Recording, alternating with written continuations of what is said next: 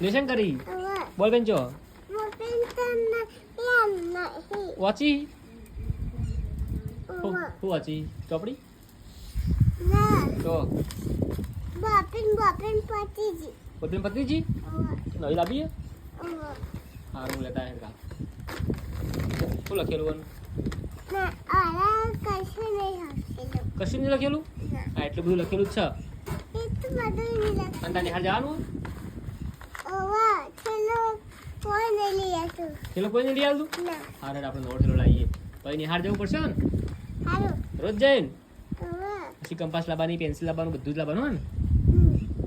પછી રોજ સ્કૂલ જતું રહેવાનું જાય ને બિલ્લું ગાડ જાય હા બરોબર જતી રહેજો ને સ્કૂલ ઓકે કે લાઈક કરો સબસ્ક્રાઈબ